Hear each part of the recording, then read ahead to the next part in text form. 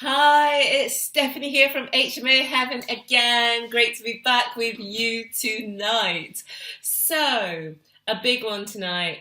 It is how to eliminate rent arrears. It is possible, and it's just three simple steps that I'm going to talk to you about tonight. In these series of videos, really, we're taking you behind the scenes, what we do in our business, to the systems that we have to make sure things run as smoothly as possible. So let's get into it, because we're doing this because so many times we get calls from landlords and we talk to them, and they might have had a tenant who's not paid rent for 6 months, over 6 months sometimes, and the property is being fully managed by an agent and no eviction notice has been served. And that's putting a real hole in the profitability of the business. Often landlords are losing money, and so I know that even though these three simple steps, many people are not doing them and are really suffering because of it. So the first step is to ask all your tenants to pay on the same day. So for us, that day is the first of the month, and for us, all of our tenants, the rental period goes from the first day of the month to the last day of the month. So the most important thing is, however you have yours working, whether people are paying all the way through the month or not, make sure that you check that the rents are coming in.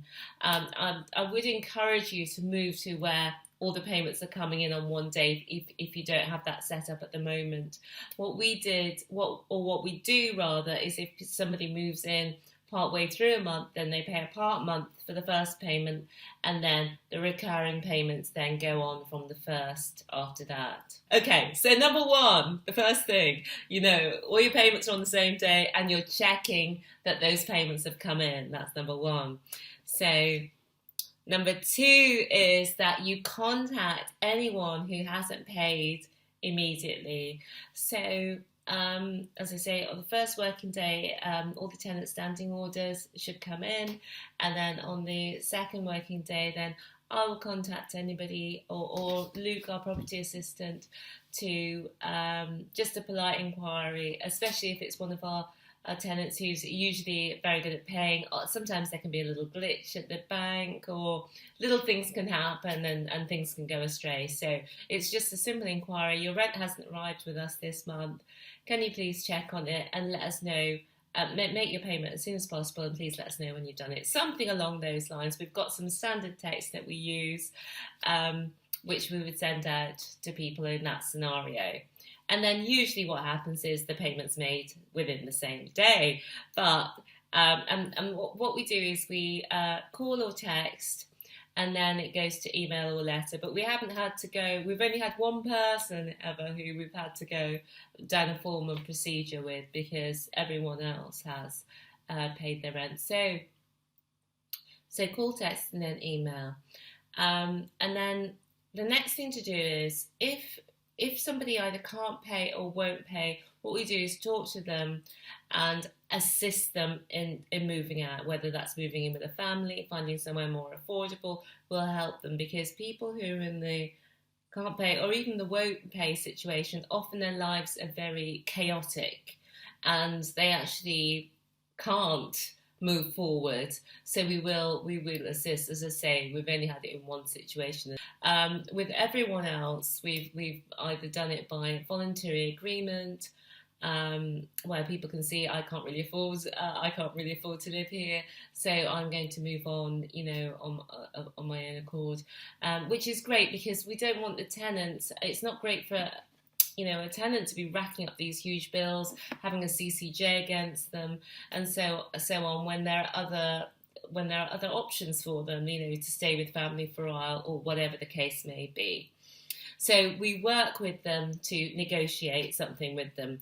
But meantime, we do serve the Section, our procedure is to serve the Section 8 notice as soon as we're able to do so, which means when the first rent that's due hasn't been paid, and the second rent that's due that hasn't been paid, then we would serve the Section 8 notice. Now, we'd encourage you to do that even if you're making an informal agreement with the person to move on, so that just in case they don't go, your process is not then set back.